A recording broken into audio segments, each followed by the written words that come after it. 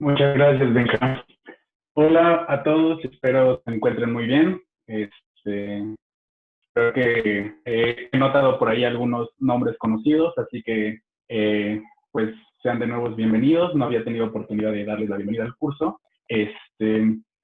Y pues espero que todos se encuentren excelentemente bien. Y pues quiero empezar con esta clase de introducción a R. Ya les compartí una liga en el chat para que puedan seguir en la medida de lo posible lo que aquí vamos a estar haciendo en sus computadoras. Este, y para esto, básicamente vamos a usar el script que está en la liga, en esta sección del disco. Básicamente, esta clase pretendo que toque tres temas. El primero de ellos son los conocimientos esenciales sobre la programación en R, que considero deben de saber y conocer para que satisfactoriamente puedan hacer las tareas que vamos a estar viendo en este curso. Por otro lado, en una especie también de motivación, y porque sé que algunos de ustedes ya seguramente ya tendrán alguna experiencia con R, pues quiero mostrarles un ejemplo práctico que también nos va a servir de motivación para que puedan notar un gran potencial en R y que esto los invite a que se metan de lleno a, a usar esta herramienta, no solo para la clase, sino para seguramente otros proyectos que ustedes tienen. Y como última parte, les señalaré una serie de recursos que en mi opinión son muy valiosos para que ustedes puedan seguir formándose en R, que aprovechen esta clase, pero no solo, sino que también más allá, en otras plataformas puedan tener recursos que les ayuden en esta clase, en el resto de su vida académica y con cualquier otro proyecto, ya sea laboral o académico profesional. Y pues bueno, empezando con la sección 1, quiero contarles un poquito de la historia de R, que la característica más importante a mi parecer de R es que es un lenguaje de programación orientado a objetos, y lo recalco por razones que posteriormente creo que van a quedar un poquito más claros, pero quiero que eso lo tengan muy claro, que es un lenguaje de programación orientado a objetos, como muchos otros que hoy en día son muy utilizados, llámese Java, llámese JavaScript, llámese Python, llámese C, etcétera. Voy a volver a esto para que quede clara la importancia en secciones subsecuentes. Y como otra característica que seguramente ustedes ya conocen, es que R es un lenguaje de programación y ambiente de trabajo que básicamente se enfoca en el cómputo estadístico y en la generación de gráficos, por lo cual es una herramienta sumamente poderosa para lo que nosotros vamos a hacer en esta clase y para otras cuestiones cuantitativas también lo es. Las series de tiempo es muy usado. Este, como una muy breve historia, R es un desarrollo que se hace aparte de un lenguaje de programación llamado S, que fue muy popular en la década de los 70s y 80s. Una gran diferencia es que este lenguaje S tenía costo, a diferencia de R, que básicamente es un software libre y que contiene las libertades que esto implica. Si ustedes quieren adentrarse más en el tema y conocer cuáles son las implicaciones del software libre, esta presentación está en la carpeta de Drive y aquí les puse una liga para que puedan conocer más acerca de estas implicaciones que hacen a R un software muy sencillo de adquirir. Hay una historia interesante aquí, los laboratorios Bell, que fueron fundados por Alexander Graham Bell, el patentador del teléfono y que en su momento generó el monopolio de telecomunicaciones en Estados Unidos, tuvo una presencia muy importante en el desarrollo de cierto software, como es el lenguaje S, del cual viene R, como ya mencioné, y también fueron los creadores de Unix. Entonces, por aquí hay una historia que, pues, si les interesa, eh, puede ser de su interés muy conocer y meterse más a fondo. por eso les puse aquí esta liga. Y como última cuestión, que instalaran R. No recuerdo bien si también se escribió que instalaran RStudio. A veces esa es una duda muy frecuente acerca de cuál es la diferencia. Y la respuesta es relativamente sencilla. Básicamente, R se trata del lenguaje y del software que realiza los cálculos, y RStudio es la interfaz, es decir, la pantallita que nosotros vemos y nuestro entorno de trabajo. Entonces, RStudio es muy utilizado porque, pues ciertamente es una interfaz muy agradable y que presenta todos los elementos que son de gran utilidad para el manejo de un lenguaje de programación. Entonces, para fines de esta clase, vamos a estar utilizando RStudio. Si hay por aquí alguien que ya conozca el lenguaje y prefiere otra interfaz, está en toda su libertad.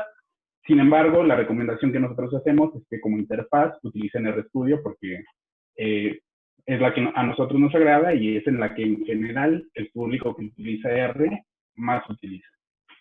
Y bueno, si alguno de ustedes tuvo problemas para descargar el lenguaje, el software, si son una gran cantidad que tienen problema, me gustaría que en alguna sesión, a lo mejor no en el tiempo de clase, pero que nos lo hicieran saber y pudiéramos dar unos minutitos para una conversación y en donde les pueda explicar paso a paso cómo se instala. Si ninguno de ustedes tiene problemas, pues está excelente. Y si no, si tuvieran problemas para saber cómo instalarlo, dónde descargar, etcétera, también aquí está esta lámina donde pueden checar el sitio donde pueden descargar tanto R como RStudio. Bueno, aquí si es que pudieran seguir la presentación con el script que está en el GitHub que les compartí, estaría excelente.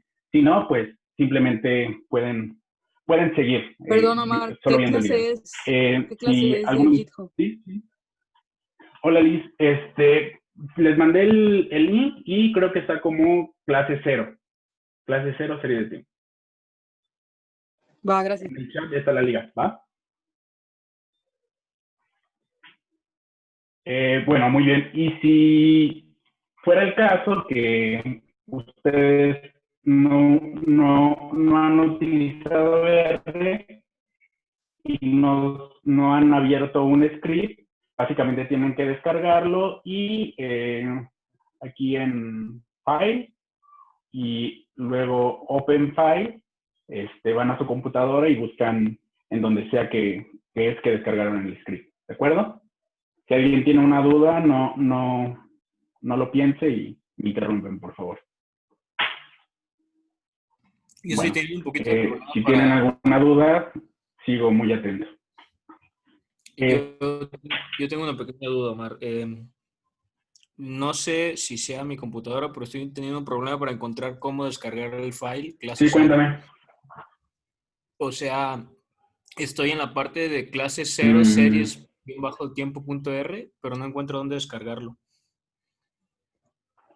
Es que creo que si lo haces desde la página de GitHub, déjame compartirte. La única opción es descargarlo desde aquí. O sea, descargar todo de una sola. Si lo hicieras con alguna interfaz para conectar Git, es más sencillo. Quizá en el futuro tengamos una clase sobre eso porque creo que les podría ayudar mucho. Pero de momento creo que la única opción, a no ser que Benja conozca otra, es que aquí descargues todas las carpetas. Ok. ¿Vale? Sí. Va que va. Bueno, sigo muy atento por si alguien tiene alguna otra duda. Y si no, estas reglas también están en el script que ustedes tienen y que tienen como recurso en internet que pueden descargar. Y son cosas que básicamente hay que tener todo el tiempo en mente, porque pues es muy común que por no respetar algunas de estas reglas, de pronto el código deje de funcionar. También va a ser normal que en algún momento se les llegue a olvidar. Por ejemplo, la primera es que R es case sensitive, lo que significa que distingue entre minúsculas y mayúsculas. En algún momento ustedes nombrarán su set de datos como data, quizá, o yo qué sé, y pondrán la D mayúscula y se les olvidará y la pondrán como D y les va a marcar error y pues la respuesta simplemente será que cambiaron una minúscula por una mayúscula y ahí está el error. Pero es algo muy importante que tengan en mente que R distingue entre minúsculas y mayúsculas. Entonces esto es importante para que todo el tiempo trabajen de esa manera, teniendo en mente esa cuestión de R. Para los que más o menos saben Python, es similar. Python también es case sensitive, entonces puede que no tengan tanto problema por acá. Otra cuestión de R es que cuando nosotros estamos en un ambiente de trabajo como el que ustedes podrían estar observando, que básicamente es un script como este, todo lo que va después de este signo, hash, R entiende que no es código, sino que lo que ustedes están haciendo es poner un comentario, es decir, texto. No va a correr ningún comando después de que ustedes pongan ese símbolo. La tercera cuestión es que para ejecutar una línea, pues, los que están siguiendo esta parte tienen que ponerse en la línea donde está el código y presionar Control Enter, y eso de inmediato ejecutará la orden que ustedes están señalando. El cuarto es que para limpiar la consola, por ejemplo, ustedes pueden ver que yo aquí tengo un desastre, entonces con Control L se limpia todo y es como si estuviera iniciando la consola. Una de las cosas que creo que no puse por ahí, pero es importante, es que la interfaz RStudio se compone prácticamente de 4 ventanas. Una de ellas es donde vamos a estar viendo nuestro código, o nuestro script, mejor dicho, que es esta parte, que es donde yo tengo mi script. La segunda parte importante es la consola, que es donde está el signo de mayor que, diciéndonos, estoy esperando a que me des una orden. La tercera parte es el Global Environment, que básicamente nos dice qué objetos tenemos guardados y a qué se refiere cada uno de ellos. Tiene más cuestiones, como el history, que es la serie de comandos que nosotros hemos corrido en R, y conexiones, que básicamente son conexiones con algún servidor de base de datos que nosotros realicemos. Esto, pues seguramente por el momento no le daremos mucha importancia al Global Environment, ahí sí, porque estaremos trabajando a menudo con esta parte de R. Y la cuarta ventana, prácticamente cuando nosotros generemos una gráfica, aquí aparecerá. También nos dice, en un momento hablaré de eso, que es un paquete o que es una librería, pero aquí está eso y demás cuestiones. Nos quedamos en el cuarto, que es para limpiar la consola. Si nosotros tenemos una línea de código y aplicamos 2 puntos, como es el caso de lo que está acá, podemos utilizar más de un comando en la misma línea. Eso es lo que significan los 2 puntos entre comandos. Y por último, en R existen un conjunto de palabras reservadas. Esto también es más o menos similar en todos los lenguajes de programación que objetos. Aquí puse algunos ejemplos de esas palabras reservadas que pues son reservadas porque ya tienen un uso en el ambiente general de R. Entonces lo recomendable es que si nosotros de pronto las queremos usar para llamar así a uno de nuestros objetos, a una de nuestras variables o a uno de nuestros datasets, es mejor evitarlo porque esto se puede prestar a muchas confusiones. ¿Okay? Y pues bueno, eso es como el preámbulo. Así que lo que corresponde ahora y que quiero hacer es hablarles de las clases de objetos con las que nosotros vamos a estar trabajando en R. Y le decía yo en un inicio que esta parte de que R sea un lenguaje de programación orientado a objetos es de gran importancia porque básicamente en R dentro de R y con lo que nosotros trabajamos en R, todo es un objeto. Y es por eso que es una de las ideas que quiero que se lleven en la cabeza. Y ahora les mostraré los tipos de objetos con los que podemos trabajar en R. Los primeros de ellos son, digamos, tipos de objetos descriptivos, que nos van a decir de qué se trata el objeto con el que estamos trabajando. Con el comando class, y entre paréntesis, el objeto que queremos saber qué clase de objeto es. En este caso, es un carácter. Generalmente los caracteres van entre comillas, y así lo entiende el sistema. A menudo y casi siempre todo lo que está entre comillas era un carácter, entonces así es como lo entiende el sistema. Ustedes, como les decía, pueden ir siguiéndolo aquí. Básicamente hay algunas variaciones, pero en lo general todo lo que está en la presentación es lo que está en el script que les he compartido. El segundo tipo la segunda clase de objetos son de tipo los objetos, y como producto tenemos un resultado lógico. Aquí, por ejemplo, si yo digo R es mayor que Python, como clase, R identifica que se trata de un valor lógico, y si yo lo evalúo, aquí les decía que están las dos comas, es un mismo comando en la misma línea, dirá que esto es cierto. Y básicamente dice que es cierto porque lo acomoda de modo alfabético. Entonces, pues la R viene después de la P, y por eso, si nosotros le preguntamos si R es mayor que Python, dirá que es cierto. Como es falso, que 5 es menor a 2. Y pues básicamente estos son los componentes para generar relaciones lógicas.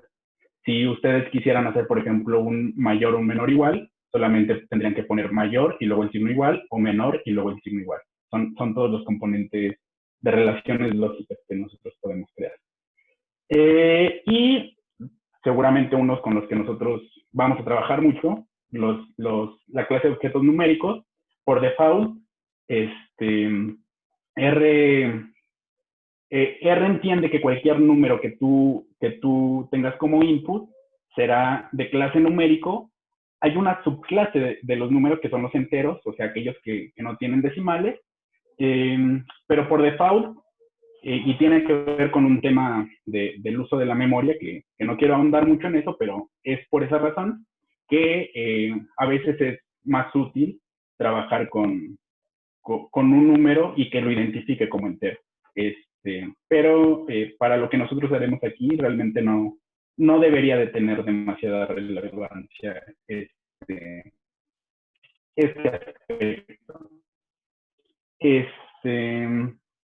Y luego, básicamente una de las cuestiones que nosotros podemos hacer es una serie de caracteres, una serie de números, una serie de valores lógicos, guardarlo en un objeto. Esos objetos que nosotros guardemos o asignemos, como aquí lo menciono, con esta flechita o con el signo igual, son los objetos que nosotros tendremos guardados aquí en el Global Environment. ¿Okay? Esta flechita funciona igual si la ponemos inversa. Si nosotros, por ejemplo, tuviéramos esta parte del lado izquierdo, la flechita viendo hacia el otro lado y diciendo que esto lo vamos a asignar en el objeto guardado del lado derecho con la flecha invertida, también funciona. Yo no lo recomiendo que lo hagan y por eso no se los pongo aquí, porque en general dificulta la lectura del código. Entonces es mejor que siempre sigan esa estructura, teniendo del lado izquierdo al objeto que van a guardar y del lado derecho qué va a contener ese objeto. Si lo hacen con el signo igual, solo funciona de esta manera, como generalmente es el signo igual, que del lado izquierdo va a lo que están asignando, y del lado derecho, qué es lo que están asignando. Los operadores algebraicos funcionan como prácticamente creo que lo hace Excel: suma, resta, división, multiplicación. Aquí creo que sí hay una diferencia. Excel es con el circunflejo, si no mal recuerdo. Potencia en R es con 2 asteriscos. La raíz cuadrada la podemos obtener con este comando. O si no, si queremos otro tipo de raíz, pues básicamente, como yo lo estoy haciendo acá, podemos indicar que es que la potencia es una fracción, ¿de acuerdo? Esto podría ser cualquier fracción y es equivalente a realizar una raíz. Aquí es lo que estamos haciendo, una suma al objeto que hemos creado, luego lo multiplicamos y aquí sacamos raíz cuadrada. Noten que aquí esto está dentro de otro comando que se llama round, que prácticamente lo que decimos es cuántos decimales queremos. Entonces estoy diciendo, sobre esta operación, quiero que apliques este comando y como segundo argumento estoy diciendo que quiero 2 decimales. En un momento hablaré más acerca de las funciones y de más o menos cuál es su estructura. Si alguien tuviera una duda hasta aquí, sigo atento, si no, continúo.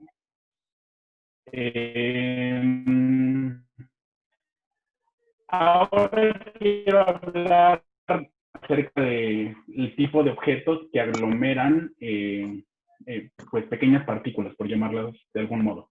En primer lugar, tenemos los vectores, que son lo que nosotros conocemos como un vector columna, y como regla básica de estos vectores columna es que solamente agrupan un solo tipo de datos. No pueden agrupar distintos tipos de datos dentro de ellos. Si nosotros quisiéramos guardar, por ejemplo, un input de tipo carácter, uno de tipo numérico y uno de tipo lógico, sencillamente en un vector no lo podríamos hacer. Si ustedes recuerdan, en la diapositiva anterior, yo utilicé este comando que es más C, que significa combine, que prácticamente lo que hace es identificar este conjunto de datos como un solo objeto. ¿De acuerdo? Y lo que les decía aquí, lo que queremos es agrupar distintos tipos de datos. Lo que nosotros tenemos que generar es una lista que se hace con el comando list y similar a lo que hace C, agrupa estos datos con la diferencia que aquí pueden ser distintos tipos de datos y en el otro solamente puede ser un tipo de datos. ¿De acuerdo? Luego tenemos arreglos bidimensionales que son similares a los vectores columna porque solamente pueden agrupar un tipo de dato. Por ejemplo, en este caso, tenemos una matriz que lo que hace es que el objeto guardado que nosotros habíamos generado acá, ahora lo vuelve una matriz. Aquí, a propósito, si ustedes notan, este objeto tiene 8 elementos y esta matriz es una matriz de 3×3, es decir, con los elementos del objeto guardado no se podría llenar una matriz de este tipo. Y lo hice para que notaran cómo es que trabaja este comando. Prácticamente llena por columna, llena primero esta columna, llena luego esta columna, llena luego la tercera columna, hasta aquí tendríamos los 8 elementos, y cuando ya no hay más elementos de ese objeto que puedan llenar esta matriz, los vuelve a repetir, porque por eso aquí de nuevo es 1. Generalmente, todas las funciones que nosotros utilizamos en R necesitan argumentos. En este caso, por ejemplo, un argumento es el número de filas que yo voy a utilizar. Y le estoy diciendo que quiero una matriz de este objeto y para ser más específico, le digo a este comando que quiero tres filas. También podría indicar el número de columnas si así lo deseara, pero si no lo hago, R va a obviar cuál es el número de columnas que necesito. Entonces, en una matriz que tiene 8 elementos, R entiende que lo más cercano que puedo tener es una matriz de 3×3 y por eso me da este arreglo. Si yo hubiese puesto una matriz de 3×2, si hubiera también indicado, agregado n_col igual a 2, me habría dado una matriz de 3×2.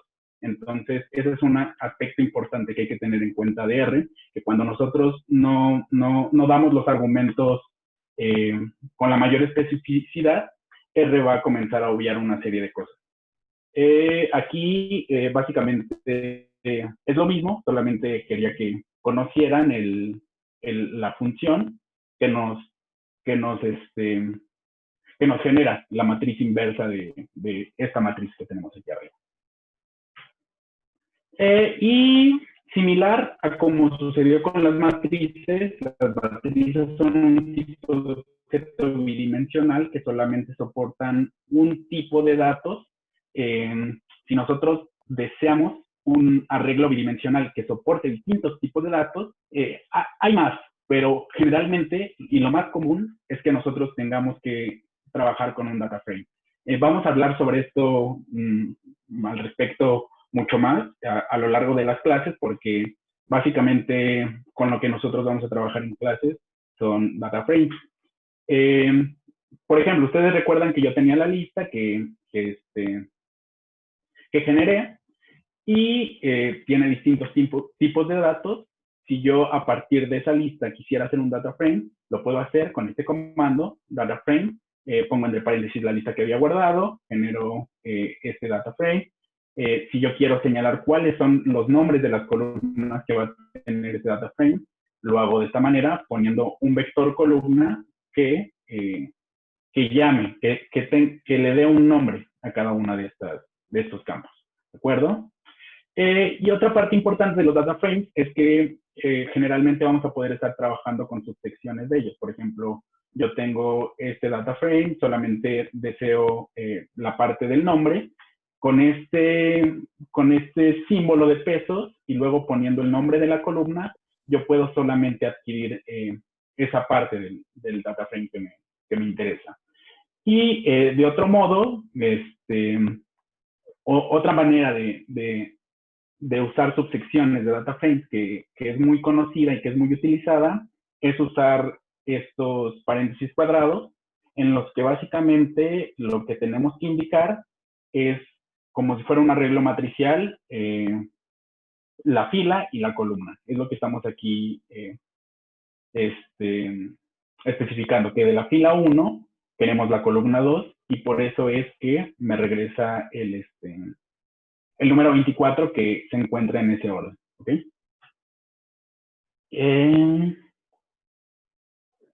Bueno, hasta ahora he estado utilizando funciones y las he estado llamando inadvertidamente entre funciones y comando, pero básicamente en R cualquier comando, cualquier operador que funcione de un modo similar en otro lenguaje, es un objeto para realizar distintas cosas sobre otro tipo de objetos. Por ejemplo, aquí tenemos el objeto que nosotros ya habíamos guardado, el objeto de tipo función, sum, que es hasta cierto punto intuitivo que va a realizar, nos regresa la suma de todos los objetos que pertenecían al objeto que nosotros habíamos generado anteriormente.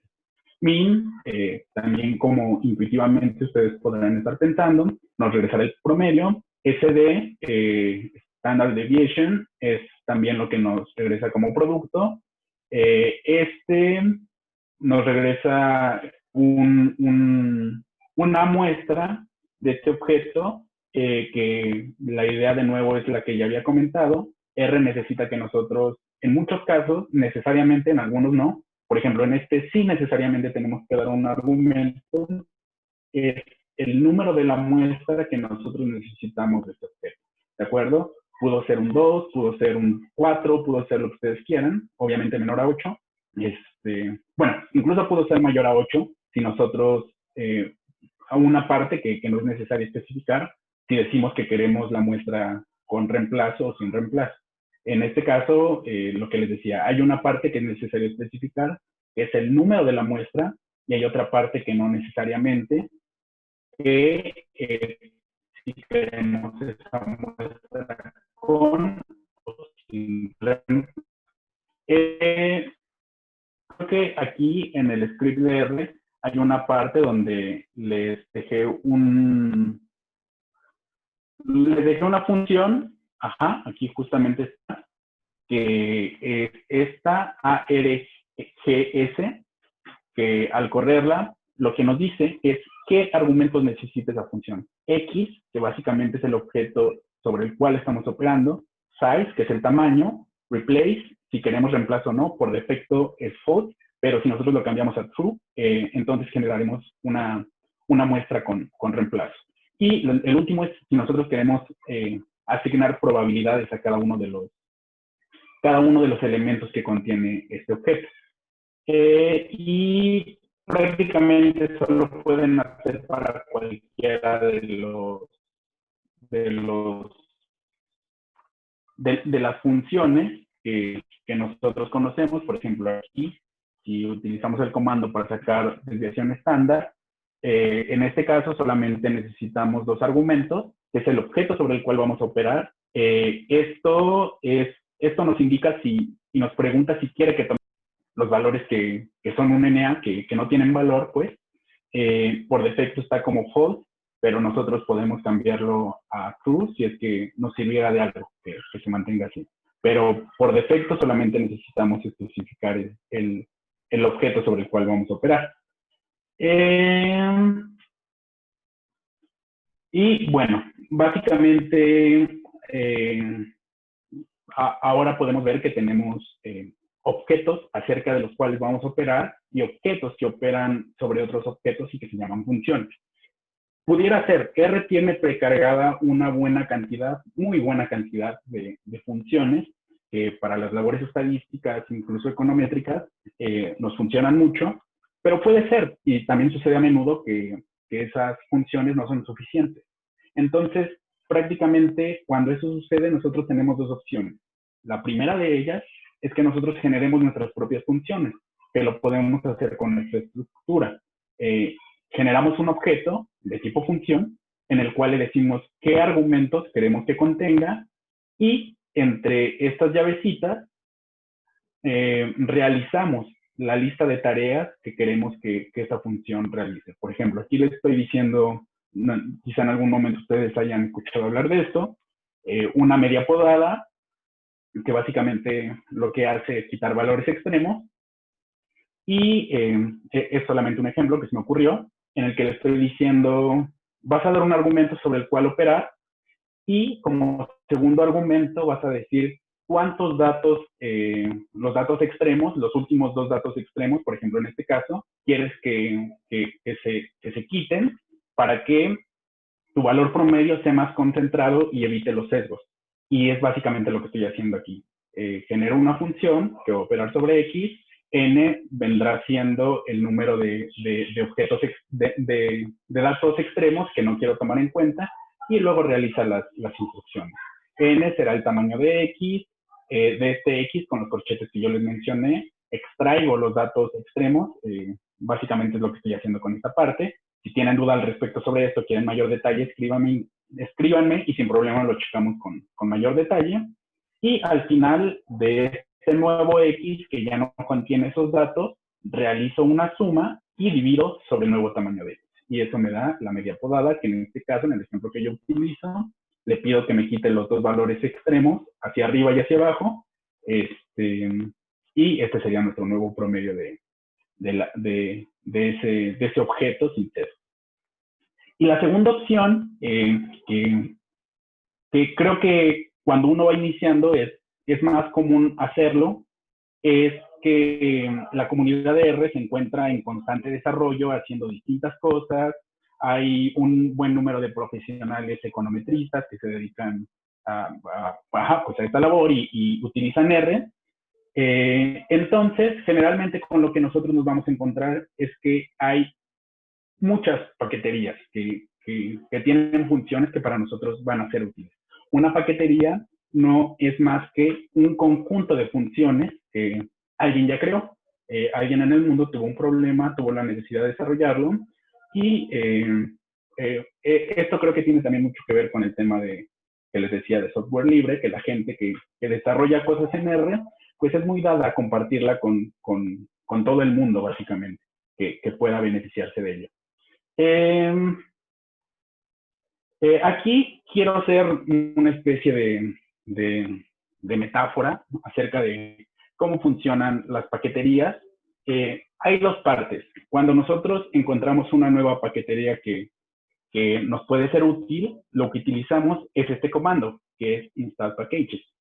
entre el paréntesis y entre comillas pondremos el nombre del paquete, y esto nos comenzará a descargar una serie de recursos que se van a instalar en nuestra computadora. Es similar, así lo asimilo yo, a como cuando uno necesita información nueva y lo que hace es que encuentra un libro que habla sobre el tema, lo metes en tu estante personal y lo tienes ahí a la mano cada que lo necesites.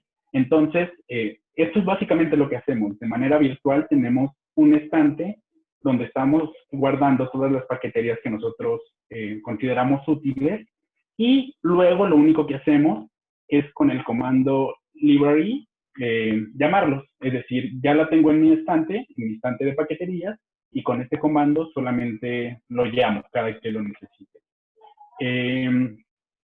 Aquí les dejé un link donde pueden checar paqueterías que son recomendadas para el uso de econometristas. Sin embargo, no son todas. Seguramente ustedes, si se ponen a buscar, podrán encontrar más específicas que les ayuden con alguna tarea específica que ustedes necesiten. En la semana chequé el dato para esa clase y más o menos hay algo así como 19,000 paqueterías en el sitio oficial de R. Eso de manera oficial. En GitHub también hay paqueterías como pues de manera un poquito más extraoficial de gente que está desarrollando cosas. Entonces la cantidad de recursos es realmente grande para trabajar con R. No solo para econometristas, hay gente de distintas áreas que lo utilizan, pero sin lugar a dudas para a nosotros que nos interesa esto, es realmente un atractivo. Ahora, llegada a esta parte, me gustaría resumirlo de la siguiente manera. Hasta ahora hemos visto que en R existen una serie de reglas y convenciones para evitar la aparición de errores y que a la hora de probar nuestro código falle. Entonces es importante tenerlas en mente todo el tiempo, o si de pronto uno las olvida, que también es común, verificar que esa serie de convenciones y reglas no las estemos violando en nuestro código, para estar seguros de que nuestro código no está fallando por esos motivos. Es muy común que durante las primeras experiencias con R, las fallas y los problemas y los errores tengan como razón este primer punto. Así que esa es una recomendación. Que sigan al pie de la letra esas reglas y convenciones. La otra parte del tema de los objetos, lo que les decía y lo que les he venido repitiendo. En R básicamente todo es un objeto, así que, no sé, quizá a veces, si uno no ha tenido mucho contacto con lenguajes de programación, que es normal, le costará como pensar las cosas de ese modo, pero pues con la práctica uno se acostumbra a decir, sí, bueno, en R básicamente todo es un objeto, ¿no? Y como tercer lugar, ya que sabemos que las cosas en R son objetos, como tres grandes grupos, tres grandes agrupaciones de objetos, ya sabemos que tenemos clases de objetos que describen la naturaleza de los datos, como son números, como son texto, como son, etcétera, distintos tipos de objetos. Y la segunda de estas cuestiones, que implican que todo esto sea un objeto, es que es como podemos agrupar ese tipo de objetos. Tenemos vectores, tenemos listas, tenemos matrices, tenemos data frames, tenemos distintas cosas. Por ejemplo, nosotros es un tipo de dato tipo de agrupador de datos que aquí no incluí, pero con el que vamos a trabajar constantemente. De hecho, en el ejemplo que sigue, vamos a trabajar con eso. Hay agrupadores de datos que se llaman series de tiempo, o sea, tal cual, así es como los reconoce el sistema. Y pues prácticamente que el sistema esté diseñado de esa manera y que reconozca objetos como tipo series de tiempo, es un atractivo para nosotros para que lo podamos usar en esta clase. Y la última cuestión es que conocemos una clase de objetos que operan sobre otras clases de objetos, ya sean agrupados o individuales. En general, cada que nosotros utilicemos estas funciones, es importante hacernos estas 3 preguntas. ¿Qué deseo hacer para saber si esta función es la indicada? ¿A qué conjuntos de datos pretendo realizarlo? Porque eso sí es siempre así, lo tengo que utilizar como argumento. Y la tercera cuestión es si he dado los detalles suficientes para obtener el resultado que deseo. Prácticamente si nosotros, cada que utilicemos una función y operemos sobre un conjunto de datos, si podemos contestar esas 3 preguntas, nuestro código será escrito de manera satisfactoria. Y ahora quiero mostrarles un caso práctico que uso un conjunto de librerías de R que me parecen interesantes para ustedes que están inscritos en un curso de series de tiempo y que pues prácticamente es como motivación o una invitación a que lo conozcan. Prácticamente lo que pretendo es que hagamos es una evaluación del riesgo sistémico de las acciones de Amazon.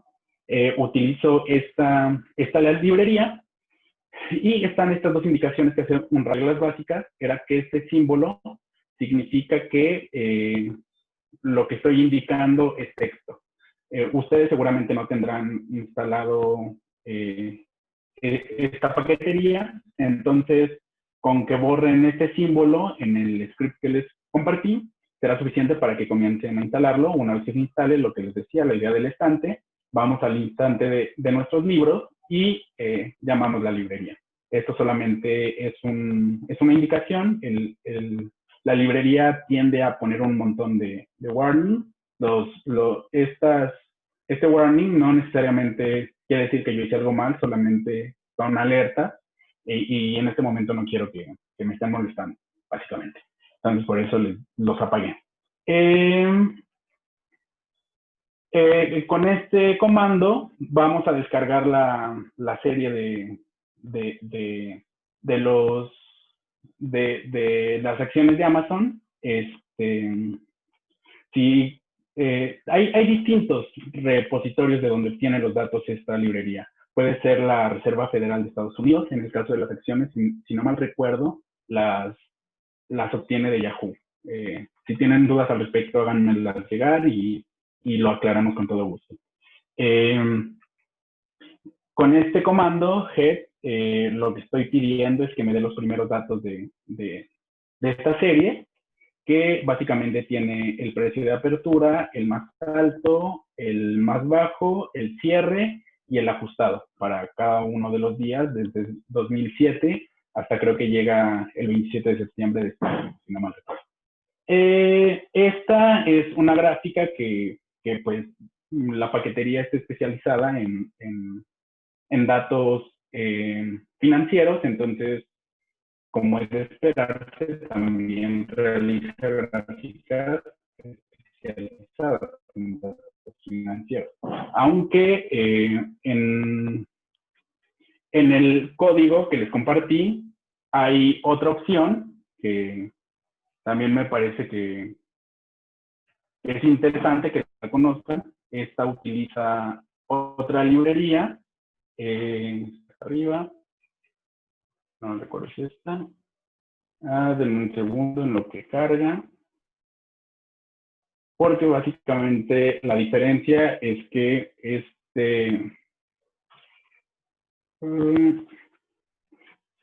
a ver, denme un segundo.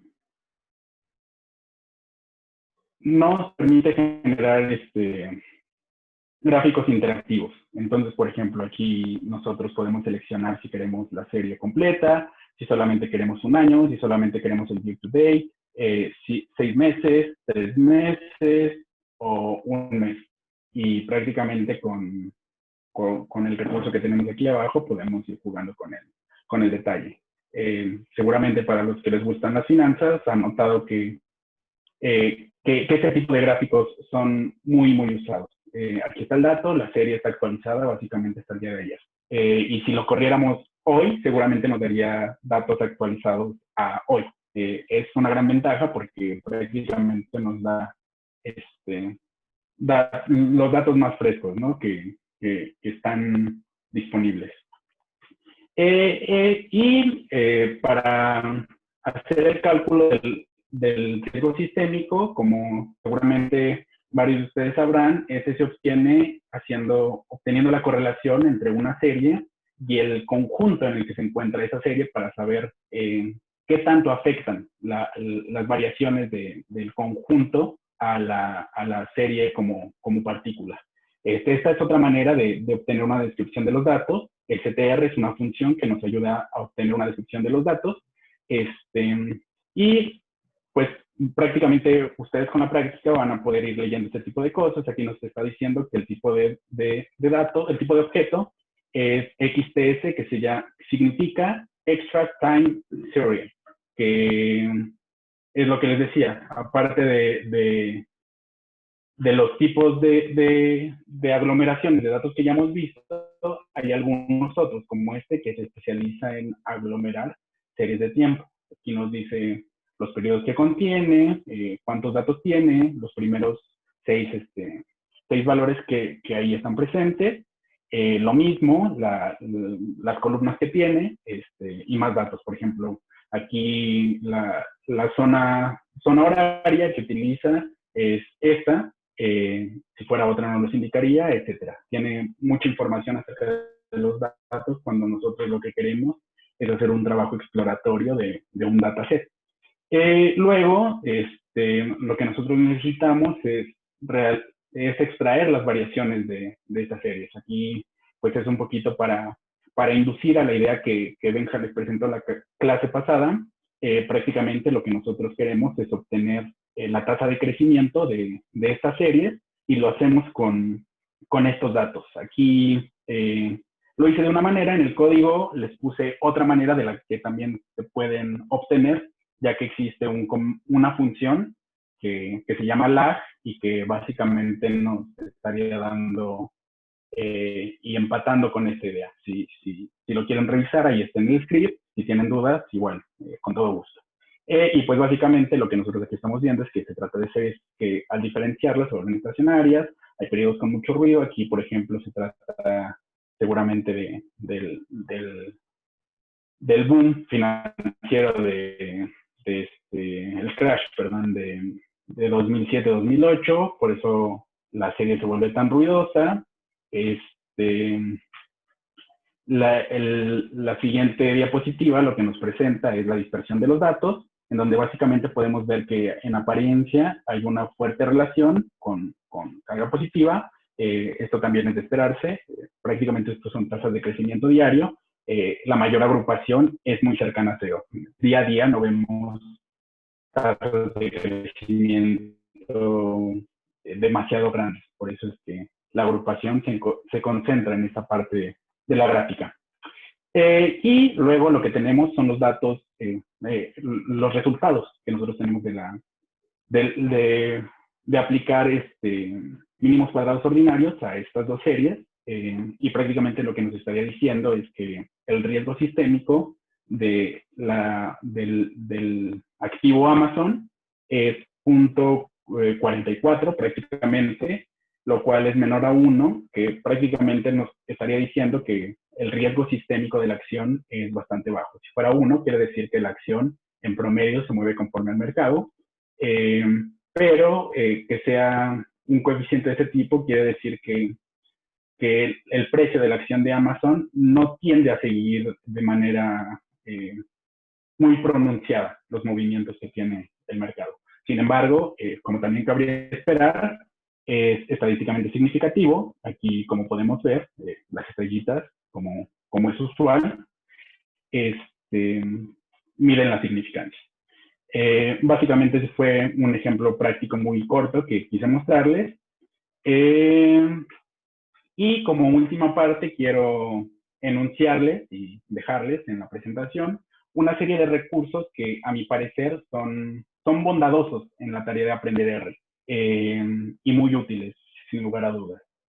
No sé si ustedes ya estaban enterados, pero por la pandemia, seguramente muchos de ustedes sí, por el tema de la pandemia, nosotros como miembros de la UNAM tenemos acceso a Coursera, entonces podrían aprovechar y tomar alguno de estos cursos los puse en orden de complejidad. El primero es un curso de alguien de la UNAM, que a mi parecer para iniciar es muy bueno. Tienen las cosas más esenciales que hay que conocer sobre R. El segundo, a pesar de no ser un curso sobre R, me agrada mucho y se los recomiendo bastante, porque para nosotros que somos economistas y que de pronto, pues, quienes no seamos muy apasionados por la tecnología o yo qué sé, no tenemos un conocimiento profundo de cómo funcionan los lenguajes de programación, básicamente lo que hace este curso es, mediante Python, empaparnos por completo, de principio a fin, desde el software y el hardware, cómo funciona un lenguaje de programación como es Python. Así que, pues, si tienen la oportunidad de tomarlo, lo recomiendo mucho. Esta es quizá un poco más elevado, más en el tema estadístico que en R. Muy bueno, lo da una doctora de Duke University, que es muy conocida en el mundo de R. Y este es de los cursos y recursos en línea sobre R más conocidos, la especialización en Data Science de Johns Hopkins. Prácticamente quien lo da son, creo que a ellos les dan, en lo que trabajan son ciencias genómicas o algo parecido. Pero, pues, sin embargo, dan el curso en la generalidad y es muy bueno. Estoy seguro que sí requiere un poco más de esfuerzo, pero no creo que les genere conflicto llevarlo a cuestas este curso. El último ya es para un nivel de gente que ya tiene cierta familiaridad con R. Si esta parte de Business Analytics a ustedes les interesa, los recomiendo mucho porque pues da ciertos elementos que van de la mano con algunos skills que les va a funcionar para esta área. En EDX, este también es un curso que me parece, yo no lo he tomado, pero me parece interesante porque es un certificado profesional que está avalado por Harvard y a diferencia, pues este sí habría que invertirle un poquito más, creo que cuesta como 8,000 o 9,000 pesos y es prácticamente un programa que está planeado para que ustedes lo terminen, creo que entre 9 meses y un año y piquito, algo así. Y si se quieren atrever, pues ahí está el recurso. La comunidad de usuarios de R es muy grande y están presentes en distintas áreas, como los tipos de Johns Hopkins que les mencionaba, que ellos están abocados a temas de ciencias genómicas. Y en general, esta es una manera siempre en redes sociales o en cualquier foro de identificarlo con el hashtag RStat. Ustedes pueden encontrar recursos. Si tan solo lo teclean en Twitter o en cualquier otra red social, seguramente van a encontrar algo al respecto con este hashtag. Hay un grupo también de usuarios de R que están muy... Que una de sus preocupaciones es cubrir o disipar ese sesgo de la cuota de género que hay dentro del uso de R, y pues prácticamente tratan de invitar más a mujeres a que programen en R y hacen foros, no son excluyentes, pueden ir hombres, pero la idea general es que pues más mujeres se metan en el mundo de la programación con R y modelado estadístico, etcétera. Entonces, también si lo buscan en redes sociales, creo que esta plataforma está en todas, en Twitter, en Instagram, Facebook, etc. Ahí pueden encontrar algo al respecto. Me parece una comunidad interesante y si lo quieren revisar seguramente será de mucha ayuda. Y aquí les puse algunas herramientas que seguramente serán de mucha ayuda para ustedes. Este es básicamente una serie de paquetes, ya les expliqué un paquete y cómo alojarlo en nuestro estante virtual, que aglomera prácticamente todo lo que nosotros necesitamos para la mayoría de análisis de datos. Entonces, les recomiendo que lo chequen, son ligas, entonces pueden entrar. Este es un libro que también es de mucha ayuda y les va a ayudar. A mí me gusta mucho esta parte de R Markdown. De hecho, toda esta presentación, de principio a fin, está hecha en R. Todo lo hice dentro de R, no me salí de R en absolutamente para nada para realizarla. Y me parece que tiene un buen formato. Entonces, seguramente si ustedes se meten a R Markdown podrán hacer algo mucho mejor o parecido después de unos meses de usarlo. Y Git, esta es una paquetería que conecta Git con R, dado que nosotros para la clase, y no es trivial que lo queramos usar, usemos Git, les puede dar una idea general de cómo utilizarlo. La idea de Git es básicamente control de versiones. Seguramente a ustedes les ha pasado mucho, ustedes están con trabajos de tesis, muy probablemente, que ya tienen 1000 versiones del mismo archivo. Entonces, prácticamente lo que hace Git es controlar esas versiones y que tú las puedas guardar siempre con el mismo nombre, solamente con un identificador que te permite, pues sí, identificar las distintas versiones que has creado si es que en algún momento necesitas regresar a algo sobre lo que ya trabajaste o que eliminaste por cualquier motivo, ¿no? Y algunos consejos para mejorar su experiencia en el aprendizaje R, pues en primer lugar es que aprovechen el foro porque creo que sí es una buena oportunidad para que al terminar el curso ustedes estén en condiciones de hacer su tesis en R o de hacer proyectos personales en R o lo que sea. Entonces, Benja lleva muchos años trabajando con R, yo también ya llevo algunos años trabajando con R, entonces les podemos ser de ayuda para aclararles algunas dudas o para darles algún consejo o indicarles en dónde es que pueden encontrar lo que están buscando. Otro consejo que puede ser de ayuda es que encuentren grupos de estudio interesados en R. Como les decía, en redes sociales hay mucho sobre esto, entonces pues seguramente podrán encontrar algo. La otra parte es que realicen proyectos constantemente, ya sean académicos, profesionales, personales. Pues prácticamente siéntense un día, digan, tengo ganas de hacer un análisis sobre lo que les interese,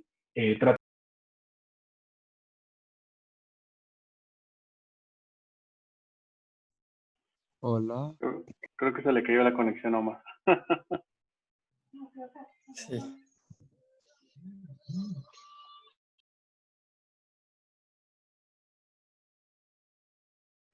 Ok, muchas gracias. Sí, lo que les decía es que constantemente realicen proyectos, esto ayuda mucho.